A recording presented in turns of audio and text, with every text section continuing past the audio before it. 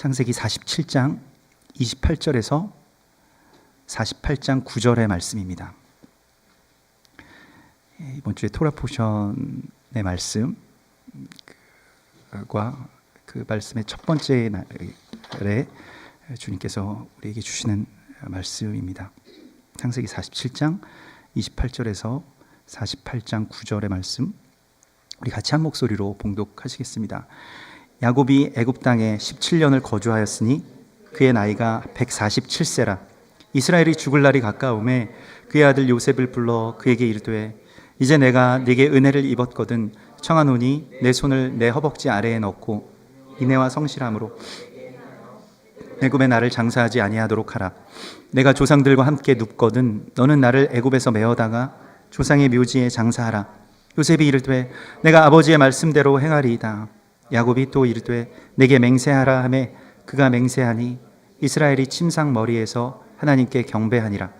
이 일 후에 어떤 사람이 요셉에게 말하기를 내 아버지가 병들었다 하므로 그가 곧 두 아들 므낫세와 에브라임과 함께 이르니 어떤 사람이 야곱에게 말하되 내 아들 요셉이 내게 왔다 하매 이스라엘이 힘을 내어 침상에 앉아 요셉에게 이르되 이전에 가나안 땅 루스에서 전능하신 하나님이 내게 나타나 복을 주시며 내게 이르시되 내가 너로 생육하고 번성하게 하여 내게서 많은 백성이 나게 하고 내가 이 땅을 내 후손에게 주어 영원한 소유가 되게 하리라 하셨느니라.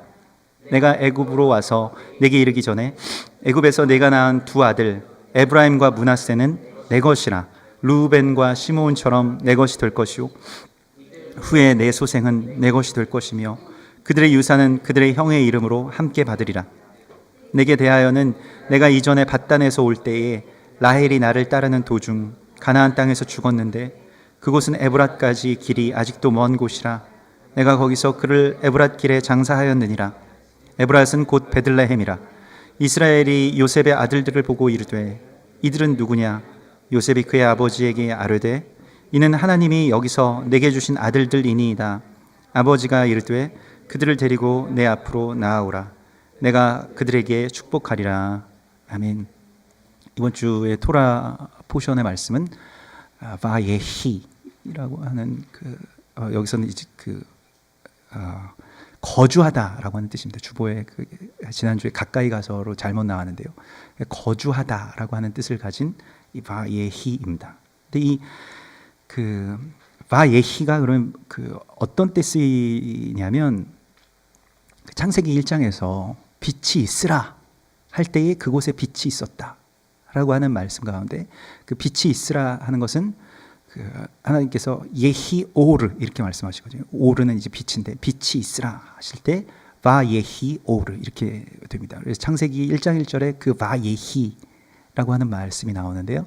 그것은 하나님의 뜻대로 그대로 되었다 라고 하는 뜻과 이 거주하다 바예히가 같은 이 용법으로 쓰입니다. 그래서 원래 살다라고 이 바예히는 이 히브리어 하야에서 나온 것인데 이 하야는 생명을 얻다, 뭐 생기를 받다 또는 부활하다, 생존하다, 호흡하다라고 하는 뜻을 가지고 있거든요. 근데 바예히 하면 뭐 그렇게 되었다, 뭐 그곳에 살았다, 뭐 거주했다 이런 뜻으로 이제 번역하게 되는 것입니다. 그래서 오늘 28절에 야곱이 애굽 땅에서 17년을 거하였다라고 할 때, 거주하였다라고 할 때가 바로 바예히이고요. 이것은 하나님의 뜻대로 되었음을 뜻하는 것입니다. 바예히라는 표현이 빛이 있으라 할 때 빛이 있었던 것처럼 야곱에게 그곳으로 내려가기를 두려워하지 말라, 그곳에 가라 했을 때 야곱이 순종하면 그것이 바예히가 되는 것이죠. 빛이 있으라 할 때 그곳에 빛이 있었던 것은 어떤 의미에서의 순종이죠. 거기에 빛이 있는 그런 순종이 있었던 것처럼 하나님께서 우리에게 생명을 부여하시고 우리가 살아있다라고 하는 것은 내 뜻이 아니라 아버지의 뜻대로 또 뜻에 만든 상태로 또 하나님의 뜻에 따른 공간과 시간 안에 거하는 것이 바로 순종이고 그것이 바로 사는 것입니다. 그러니까 우리가 뭐 무슨 책을 읽든 뭐 무슨 사람들의 말을 듣든 아니면 다른 사람들이 어떻게 사는 것에 대해서 되게 궁금하잖아요. 어떻게 사는 것이 정말로 잘 사는 것이냐 내가 정말 잘 살고 있느냐? 뭐 그것이 우리의 가장 큰 질문 가운데 하나일 것인데, 참된 삶이라고 하는 것은 바로 주의 뜻에 순종하는 삶. 그러니까 주님이 거하라고 하시는 곳에 거하는 것이 바로 참된 삶. 그것이 살아있는 것입니다. 그래서 무슨 많은 책을 봐도 굉장히 거창하게 시작하는데, 뭐 심지어는 그냥 신앙 서적이라 할지라도, 정말 베스트셀러고 정말 좋은 신앙 서적이라 할지라도 결국에 답이 없잖아요. 어떻게 살아가는 것이, 그리고 어떤 것이 참된 삶인지, 잘 사는 것인지, 뭐 비슷비슷한 이야기들은 있습니다만은, 그러나 다른 책을 볼 때와 성경을 볼 때는 완전히 다르죠. 성경에서는 답이 있습니다. 성경은 그렇게 거창하게 말씀하시지도 않고 뭔가 그 사람들의 삶을 포장해내지도 않습니다만은, 그 현실 가운데서 하나님의 뜻이 이루어지고 선포되는 것, 그것을 오늘 우리 가운데 보여주십니다. 그래서 오늘 야곱의 삶이라고 하는 것은 지난 130년 동안 뭐 그 앞절에 이제 바로 왕에게 그렇게 증거했던 것처럼 험악한 세월을 겪었죠. 130년 동안 자신이 왜 험악한 세월을 겪었냐면, 이 복을 받기 위해서 살았던 것이죠. 그가 살았던 삶은, 이 야곱이라고 했을 때 그 발 뒤꿈치를 밟는 삶이고, 그 잡는 삶이고, 내가 갖지 못한 복을 다른 사람들이 갖고 있겠거늘 하는 그러한 생각으로 늘 나보다 행복해 보이는 사람을 따라잡으려고 그렇게 필사적으로 몸부림쳤던 삶이 또한 야곱의 삶입니다. 에서의 장자권, 또 축복권을 그렇게 잡으려고 살았고요. 늘 자신의 능력으로 또 어떻게 해서든 하나님의 복을 받으려고, 정말 그 복에 대해서는 정말로 필사적으로 그것을 원했던 그 사람인데, 하나님의 뜻대로 거하는 것, 그래서 자신이 막 애쓰고 수고하고 어떻게 하려고 했던 것들 다 스톱되고 하나님의 뜻대로 거하게 되는 그런 새로운 삶이 지금 야곱의 130세에 열린 것입니다. 130년 동안, 이 13이라고 하는 숫자는 또 뭐 불완전한 숫자이기도 하면서, 또 그 130년 이후에 이제 17년을 거주했다라고 하면 이제 147년의 인생을 이제 살았다는 것이 되잖아요. 야곱 147년을 살았는데, 이 147이라고 하는 숫자는 그 히브리어 숫자 값으로는 그 릿지바라고 합니다. 이것은 견고하게 서다라는 뜻이고요. 이제 야곱이 살아가는 삶은 자신의 삶이 아니라 하나님께서 세워주신 그러한 삶으로 견고하게 서게 됩니다. 이전의 삶에서 이제 새로운 삶의 그 마지막 17년을 사는 것이죠. 그래서 그 130이라고 하는 숫자는 뭐냐 그러면, 130이라고 하는 숫자의 히브리어 값은 술람입니다. 그럼 술람이라고 하는 말 들어보셨나요? 유명하신 분 한 분 계신데, 요셉 슐람 목사님 계시죠. 그분의 이름이 바로 이 술람이고, 그 술람은 사닥다리라고 하는 뜻을 가지고 있습니다. 이 야곱의 삶은 사닥다리의 삶이죠.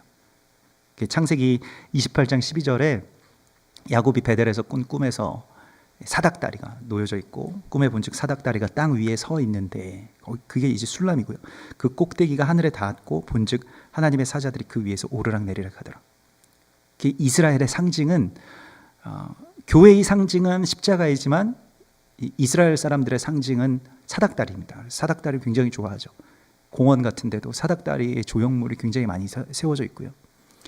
사닥다리라고 하는 것은 땅과 하늘을 연결하는 지점이고, 이것은 곧 제단을 말하는 것이고요, 교회를 말하는 것이고요, 예수 그리스도를 말하는 것이죠. 그래서 예수님께서도 요한복음 1장 51절에서 그 예수님 당신을 계시하실 때 이렇게 말씀하십니다. 또 이르시되 진실로 진실로 너희에게 이르노니 하늘이 열리고 하나님의 사자들이 인자 위에 오르락 내리락 하는 것을 보리라 하시니라. 이것이 이제 술람의 그 예표입니다. 그래서 그 술람이라고 하는 그 사닥다리의 어원은 그 이제 사랄이라고 하는데, 이 사랄은 그 말 그대로 위로 쌓아 올리다라고 하는 뜻을 가지고 있습니다. 그래서 그 이사야서 62장 10절에서 성문으로 나아가라, 백성이 올 길을 닦으라, 큰 길을 수축하고 수축하라, 돌을 제하라, 만민을 위하여 기치를 들라. 이것이 우리에게 주시는 명령인데 여기서 수축하고 수축하라 할 때 쌀알 이렇게 말씀하시는 거예요. 이게 무엇이냐면 쌓아 올려져 가는 것이죠. 사닥다리와 같이 수축하는 것이 쌀알이고요. 에베소서 2장에 그의 안에서 건물마다 서로 연결하여 주 안에서 성전이 되어가고 너희도 성령 안에서 하나님의 거하실 처소가 되기 위하여 그리스도 예수 안에서 함께 지어져 가느니라. 이것이 바로 쌀알입니다. 이게 지금 이 한 세 사람의 사명이라고 하는 것, 지금 오늘 이 말씀은 한 세 사람의 주제를 가지고 있습니다. 이 한 세 사람의 사명이라고 하는 것이 이게 쌓아져 올려가는 것이에요. 건물이 지어져 가는 것처럼. 그러니까 한 번에 그냥 확 뭐가 열리고 이러한 것이 아니라 마치 해산하는 여인이 10달 동안 수고하는 것처럼 야곱은 130년 동안 이걸 기다린 것입니다. 이 사닥다리를 세워 올리는 과정이었어요. 이제 사닥다리가 세워진 것입니다. 천사들이 오르락 내리락 하는 것을 보리라. 130년을 수고하고 애쓰고 기다린 것입니다. 전에 우리 이화복 목사님 오셨을 때 30년 전부터 그렇게 이스라엘 품고 기도하셨다고. 또 그 전에 그 이화복 목사님의 스승들이 1948년에 이스라엘 회복되기 전부터 1930년대부터 계속 이스라엘이라고 하는 나라가 이제 회복되기를 기도하시고 실제로 그걸 만나셨잖아요. 엄청난 감격이 있었겠죠. 또 그의 제자가 또 30년 동안 기다리신 것이고. 그래서 이게 그냥 하루아침에 이루어지는 것이 아니고요. 우리가 지금 뭐 대부분 한국 교회가 2007년 그 어간부터 이스라엘에 대해서 열리고 회복되는 것에 대해서 그렇게 하나님께서 열어주셨는데 이것은 지혜로 열 수 있는 것이 아니고 어떤 지식으로 열 수 있는 것이 아니고요. 알아서 열 수 있는 것이 아닙니다. 주님께서 분명히 말씀하셨습니다. 너희가 보아도 보지 못할 것이요 들어도 듣지 못할 것이다. 성령께서 열어주시지 않으면 이 사명에 대해서 열릴 수가 없어요. 근데 열린 후에 그런 반응은 어떻게 할 것이냐, 이게 이제 중요한 것인데 지금 이제 열렸습니다. 그런데 열려서 그 말씀을 들으면 반응이 몇 가지의 반응으로 나오죠. 정말 겸손하게 주님께서 이거 주신 것에 대해서 우리가 이전까지 눈이 가려져 있었고 여기에 대해서 우리가 애통함이 있고 교회가 또한 그것을 알지 못하고 깨닫지 못하고 그저 자신들의 복, 자신들의 사역, 자신들의 사명에만 집중해 왔었던 것에서 이제 벗어나는 그러한 돌이킴이 있고 회개가 있어야 되는데 물론 그렇게 되어가고 있기도 하지만 어떤 분들은 그 이단이다, 그 잘못됐다, 원래 교회는 이스라엘이랑 바뀌었다, 예전의 어떠한 전통과 자기 의에서 벗어나지 못하고 있는 것도 굉장히 많이 있죠. 그러나 그들을 비난해서는 안 됩니다. 우리도 그러한 과정을 겪어왔고요. 그래서 같이 지금 세워져 가고 있다는 중이고요. 그렇게 하나님의 집으로 함께 세워져 가고 있는 것에 대해서 우리가 깊이 깨닫고 또한 감사해야 됩니다. 그래서 너희도 함께 지어져 가느니라 이렇게 말씀하시거든요. 그리스도 예수 안에서 함께 지어져 간다. 이것이 한 세 사람이고요. 지난번에 그 양평에 그 원유맨 하우스라고 있습니다. 이경욱 선교사님도 아주 오래전부터 그 이스라엘에 대해서 품고 또 기도해 오시던 분인데 뭐 한 16년 되셨다고 해요. 네. 근데 한번 아주 귀한 만남을 가졌었는데 근데 그분이 말씀하시는 것이 무엇이냐면 이스라엘의 회복이라고 하는 것이 이 한 세 사람이라는 것이 무엇이냐, 그 집은 완전히 한 세 사람을 주제로 해서 이렇게 지어진 집이고 그런 교회였는데 예수 그리스도, 모퉁이 돌이신 예수 그리스도 안에서 우리가 함께 이렇게 지어져 가는 것인데 이스라엘만 회복되는 것이 다가 아니고 또 열방만 회복되는 것이 다가 아니고 이스라엘의 회복, 열방의 회복, 이스라엘의 회복, 열방의 회복, 이게 같이 쌓아져 올려져 간다는 것이에요. 근데 이걸 우리가 알지 못하면 그냥 뭐 어떤 선교단체는 이스라엘은 전혀 품지 않아요. 이스라엘은 그냥 하나님 버리셨다. 그래서 그냥 이방인들, 또 열방의 회복, 아니면 뭐 무슬림의 회복, 뭐 이러한 것들만 쫙 쌓아 올리면 그리스도 예수께서 오신다 이렇게 생각하죠. 또 이스라엘에 대해서 굉장히 집중하고 있는 뭐 메시아닉 교회들이나 단체들이나 그런 성도들은 이스라엘의 회복, 이스라엘이 회복되면 그냥 예수님이 자동적으로 오신다. 근데 그것이 아니라 같이 세워져 나간다는 것입니다. 그러니까 이스라엘의 회복을 위해서 힘쓰는 자들은 열방의 회복에 대해서 선교하고 또 전도하고 그렇게 힘을 써야 되는 것이고요. 열방을 회복하는 분들은 열방이 회복되려면 이스라엘이 회복되지 않으면 열방은 회복되지 않기 때문에 이스라엘의 회복을 위해서 힘을 써야 된다는 것입니다. 이걸 알지 못하면 굉장히 적대적으로 가게 된다는 것이에요. 그래서 그분이 그 인터콥의 그 예수행진, 그 예루살렘에서 있었던 아주 큰 마칭이 있었죠. 이게 2007년이었을 것입니다. 아마도 그때 아주 큰 그걸 이제 말하자면 기획했던 분이고 주축이 돼서 그걸 하셨던 분인데 그 이후에 이스라엘에 못 들어가신대요. 이스라엘에서 입국 거부가 되었다고 합니다. 거기서 아주 큰 말하자면 소동을 일으킨 거기 때문에 뭐 그것까지는 좋은데 인터콥에서 이 지저스 마칭 거기서 이제 예수행진을 하기 위해서 인터콥이 이제 백투 예루살렘을 하는데 예루살렘의 회복에는 별로 관심이 없어요. 인터콥은 말하자면 열방의 회복과 특별히 무슬림의 회복에 관심이 있습니다. 그래서 그 예수행진을 팔레스타인의 회복을 주제로 해서만 해야 된다. 이것과 이제 그분이 부딪혀지셨다고 해요. 그래서 마지막에 다 일을 해놓고 마지막에 인터콥에서 이제 경질되셨다고 그 일 때문에. 이거는 물론 뭐 팔레스타인의 회복도 좋고 무슬림들의 회복도 좋지만은 그러나 이스라엘의 회복을 빼서는 이 마칭이 이루어질 수가 없다라는 것을 주장하시다가 그러면 우리와는 잘 맞지 않는다. 근데 그래서 또 열방의 회복을 그렇게 또 부르짖고 또 거기에 힘을 쓰는 또 YM이나 다른 단체에서도 또 배척당하시고 거기에서는 또 이스라엘에 대해서 얘기한다고 배척당하고 뭐 그렇게 외롭게 지금까지 뭐 사역하셨더라고요. 이스라엘 품고 또 한 세 사람의 사명을 받는다는 것이 굉장히 기쁜 일이고 또 주의 길을 걷는다는 것이 너무나도 좋은 일이지만 그 앞서 걸어가신 분들을 보면 정말로 산 재물이 된다는 것이 이렇게 낭만적이고 편한 것이 아니라는 것을 우리가 보게 됩니다. 참 어려운 일이고 또 실제로 자신들의 몸을 내어드리는 길이고 뭐 여러분들도 그런 경험들을 다 같이 하고 계실 텐데 뭐 이스라엘에 대해서 우리가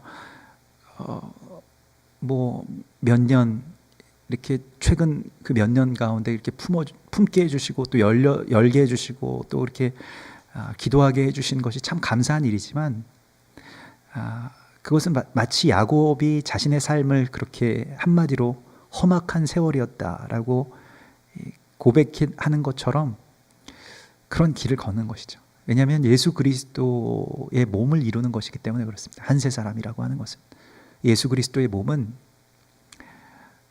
정말로 그 영화 뭐 패션 오브 크라이스트에서 본 것처럼 찢기고 상하고 상처난 그런 몸이죠. 번듯하고 뭐 근육질에 아주 명품 옷을 입고 계신 분이 아니시잖아요. 그 몸을 우리가 이루어가고 있는 것입니다.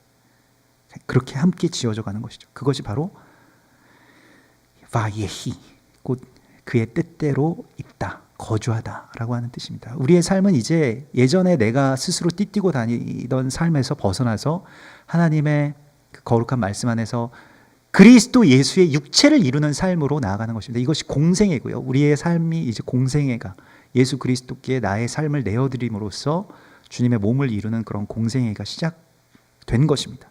그것이 교회이고요.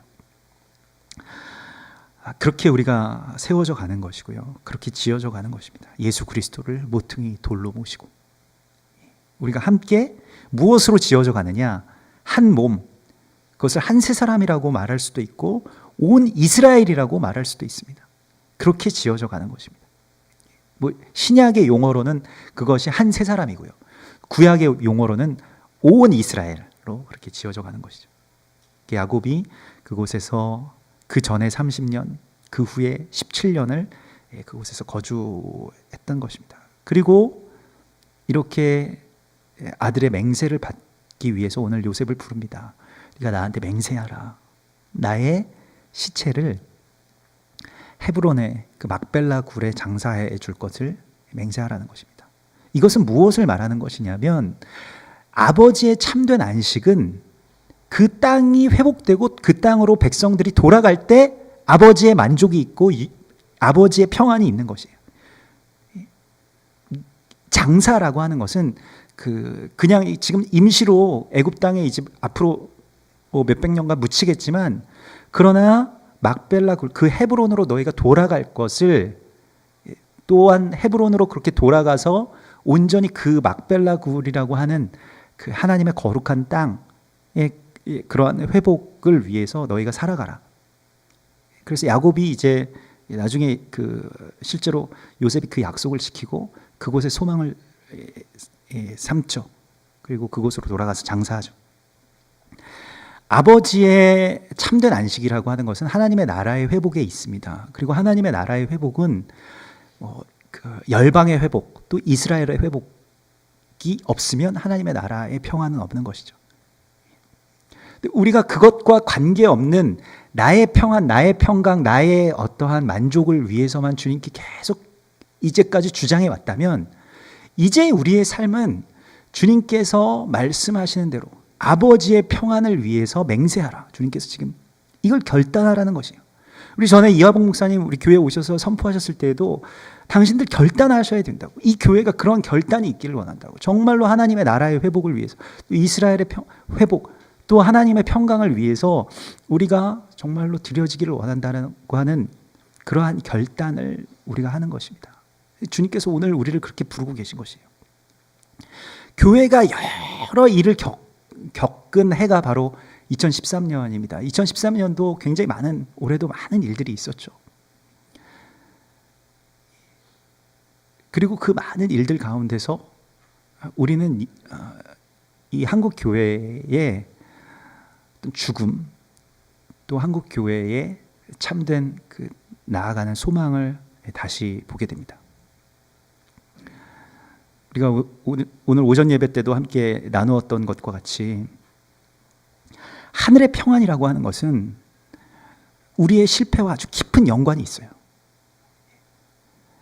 샤밧이라고 하는 것은 실패하다는 뜻을 가지고 있습니다. 세례 요한의 스피릿은 바로 그걸 말하고 있는 것입니다. 주의 길을 예비한다라고 하는 것은 나는 쇠하여야지 그의 흥함을 선포할 수 있게 되는 것입니다. 세례 요한이 그러했고요.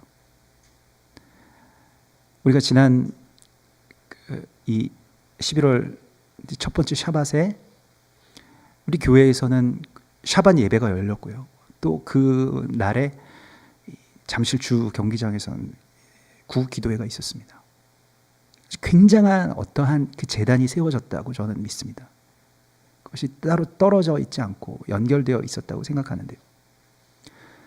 그 비 오고 그 추운 그 잠실 주 경기장에 나라를 위해서 기도하시는 분들이 모여서 기도를 했고요.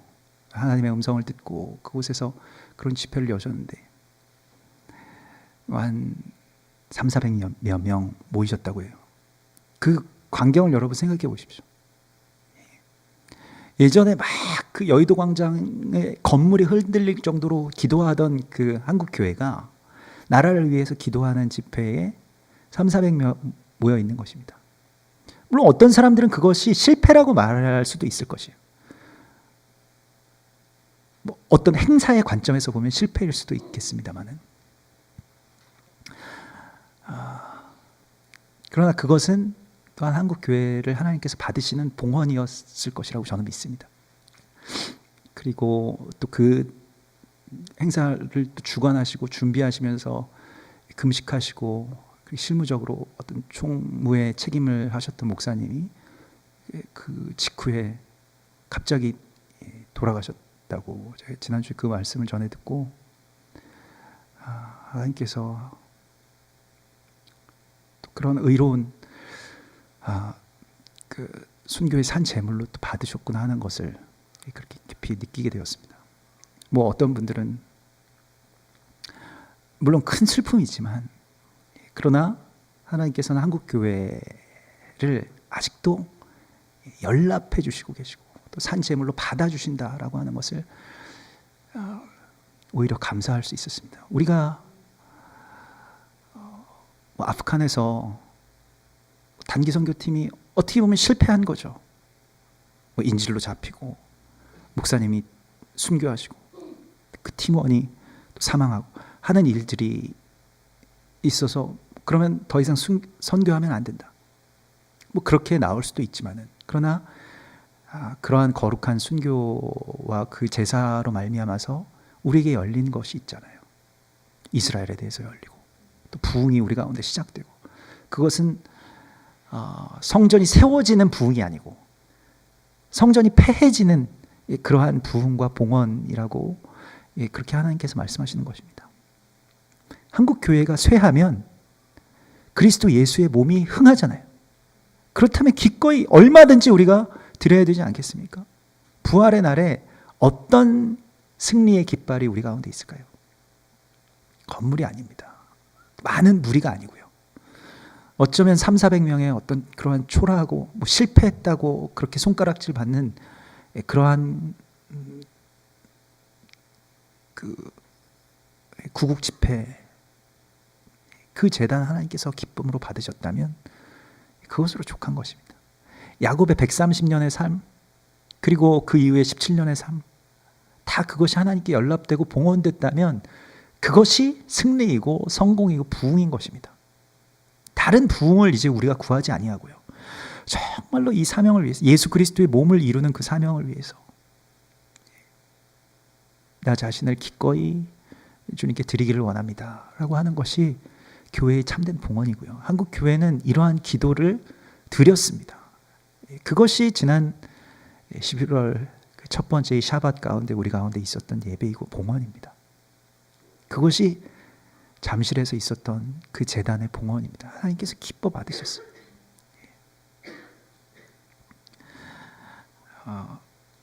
그리고 요셉이 이제 야곱에게 말합니다. 너는 나에게 애굽에서 네가 낳은 두 아들을 데리고 와라.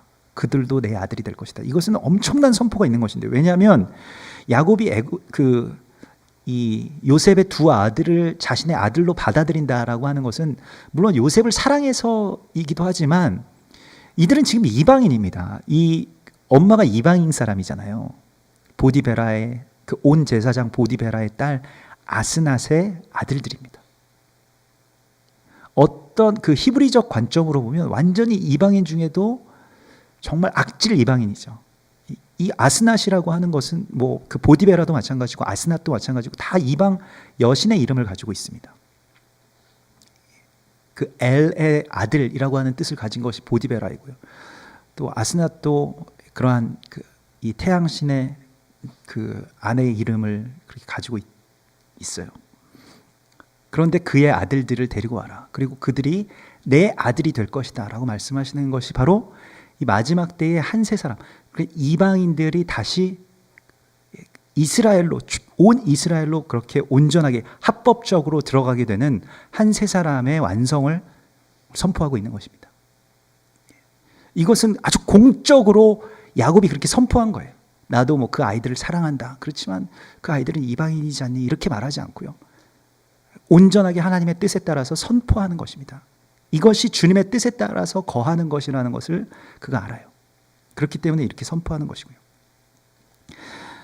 그 보디베라의 딸, 그러니까 요셉의 아내 된 아스낫에 대해서는 뭐 성경에서는 그냥 그 비밀로 가리워져 있습니다만은, 그러나 탈굼이나 다른 그 히브리 전승에서는 아스낫이 그 전에 세겜에서 그 이 하몰의 추장의 아들인 세겜에게 그 강간당하고 집에서 쫓겨난 그 디나의 딸이라고 이렇게 알려져 있습니다. 하나님께서는 그때에 어떻게 보면 실패한 것처럼 보이는, 완전히 뭐 비극적으로 끝났잖아요. 그냥 뭐 강간 사건이고, 그냥 그리고 그들과 완전히 막 그 절교한 사건이고, 사람들을 많이 죽인 사건이고, 이러한 아주 비극적으로 맞춰졌던 한 세 사람의 어떤 사역이 완전히 실패한 것이죠. 우리나라도 마찬가지. 우리나라 1980년대 뭐 그쯤에 88 올림픽, 86 아시안 게임이 있는 그쯤에 벌써 이스라엘에 대해서 한번 한 세 사람의 사명이 확 광풍처럼 몰려왔고, 또 그때 사역하시던 분들도 많이 그러한 상처들을 가지고 계신 것으로. 그런데 실패처럼 보이는 그 일에 어떤 씨가 남았다는 거예요. 그게 바로 아스낫이라는 거예요. 그래서 아스낫은 그 디나가 그렇게 애굽으로 쫓겨난 이후에 그 이 온 땅에 성벽 앞에다가 버리고 갔다는 거죠. 자기 딸을. 그런데 보디베라가 그 보디베라는 이제 제사장이기 때문에 뭐 영적으로 그걸 볼 줄 알았는데 이거 위대한 자의 딸이다라고 해서 그 아이를 양녀 삼았다는 것이에요. 그래서 그때부터 길렀는데 하나님의 섭리에 의해서 요셉의 아내가 됐다는 것입니다. 물론 뭐 이것이 성경에 나온 말씀은 아닙니다만은, 그러나 뭐 탈굼이나 미드라시의 전통에서도 자신들이 알지 못했던 어떤 한 세 사람의 그런 이야기들을 오늘날까지 그렇게 전해오고 있다는 것을 우리가 알아야 됩니다. 그래서 여기에서 므낫세와 에브라임은 지금 나의 아들이 될 것이다 라고 하는데, 므낫세는 그 기억하심이라고 하는 뜻인데 잊지 않도록 주의하라는 어떤 메시지를 가지고 있어요. 그러니까 너희가 이스라엘, 또 너희가 가나안 족속인 것을 잊지 않도록 주의하라. 에브라임은 뭐 우리가 아는 것과 같이 뭐 번성하다라고 하는 뜻을 가지고 있는데, 에브라임을 그 문자적으로 해석하면 두 배의 잿더미라고 하는 뜻을 가지고 있습니다. 이게 축복이고요. 두 배의 잿더미, 잿더미라고 하는 것은 뭐 말하자면 소멸이죠. 번제단에서 완전히 우리가 하나님께 연락되면 남는 것 잿더미입니다. 그걸 가지고 생명의 생수를 만들고요. 그 잿물을 섞은 것이 이제 생수, 그 사람을 정결하게 하는 물이 되고요. 에브라임이 갑절의 잿더미라고 하는 뜻, 그것이 이제 번성이고요. 유대인들이 자녀들을 오늘날에도 축복할 때 이렇게 축복합니다. 하나님이 너로 에브라임 같고 므낫세 같게 되게 하시리라 축복합니다. 아이들을 축복할 때요. 그것은 뭐 여러 가지 의미를 가지고 있는데, 아직 우리가 포로 되었고 이 자녀들이 아직 애굽의 포로라고 하는 그 정체성을 알기를 원한다라고 하는 것이고요. 우리는 요셉의 정체성을 가지고 있습니다. 아직 회복되지 않은 것이죠. 이스라엘도 아직 회복되지 않은 것이고요. 열방도 아직 회복되지 않은 것입니다. 그러나 그것을 우리가 잊지 않고, 또한 갑절의 잿더미와 같은 복, 그러니까 완전히 소멸되는, 그래서 그리스도 예수의 몸을 이루는 그 복을 우리가 이루어 갈 것이라고 말씀하시는 것입니다. 그리고 이제 합법적으로 이들이, 이 이방의 아들들이, 이 이방의 교회가 한 세 사람이 된다. 온 이스라엘이 된다. 또 우리에게도 마찬가지의 선포인데요. 이제는 예전에 뭐 버림받고 예전에 뭐 율법주의고 하나님의 백성에서 끊쳐졌던 이스라엘이 온 교회가 된다. 교회의 회복의 마지막 퍼즐이 된다라고 하는 것을 우리가 인정하게 되는 것입니다. 이 한 세 사람의 사명을 하나님께서 우리에게 주셨어요. 물론 걸림이 있습니다. 왜 이걸 왜 우리가 해야 되느냐? 뭐 나와 관계없는 이야기로 이것을 받아들일 수도 있습니다. 또 어떤 분들은 이것을 그저 어떤 축복의 통로로만, 도구로만 그렇게 생각하시는 분들도 있어요. 이스라엘을 축복하면, 뭐 저희도 예전에 그랬죠. 예루살렘의 평안을 구하는 자는 형통하리로다. 예루살렘의 평안을 구하면 우리가 부흥하고 뭐 부자가 되고 자녀들이 잘 되고 뭐 그런 어떤 그 복 받는 통로로 이스라엘을 축복하는 자에게는 내가 복을 내리고, 그러한 말씀처럼 우리가 그건 뭐 믿고 시작할 수도 있지만은, 그러나 참된 형통이라고 하는 것은 성령의 새로운 기름 부으심을 받고, 기름을 왜 붓습니까? 타기 위해서 붓는 겁니다. 성전에 기름이 떨어져서 우리가 기름 부으심을 구하는데, 기름 부으심을 받으면 그 빛으로 타기 위해서, 기름이 다 타야 빛이 나는 거잖아요. 그것도 완전 연소돼야 그름 없이 빛이 나는 거잖아요. 그 정결한 기름 부으심을 우리가 받는다라고 하는 것은, 우리가 막 뭔가 남겨진 잔재들이 있으면 꼭 검은 그름이 나와요. 한 세 사람의 사명을 이루고, 우리가 뭐 큰 사역이든 작은 사역이든 뭐 큰 행사든 작은 행사든, 그러한 뭐 이번 주에도 샤반 예배가 있고, 또 그러한 모임들과 집회와 또 매일의 예배와 이런 것들에서 내가 남아있는 부분들이 계속 타더라는 것입니다. 고통스러운 일이고 매캐한 연기가 나오는 일이고, 또 뭐 상처와 또 뭐 많은 일들이 남습니다만, 130년 야곱이 걸렸답니다. 자신을 온전하게 하나님께 드리는데. 우리 뭐 지금 2년 3년 이렇게 왔잖아요. 참 뭐 야곱에 비하면 보잘것없지만 험악한 세월을 여러분 겪으셨잖아요. 앞으로 30년, 40년 뭐 의술이 발달됐으니까 100년도 넘게 하실 분들도 여기 계실 것입니다. 주님 오시는 그 날까지 우리가 완전히 주님이 원하시는 그 모습대로 그곳에 있기를 원한다고. 바예히 주님이 그렇게 말씀하셨으면 내가 그렇게 되는 그러한 참된 봉헌이 우리 안에 온전하게 있기를 소망합니다. 우리 같이 기도하겠습니다.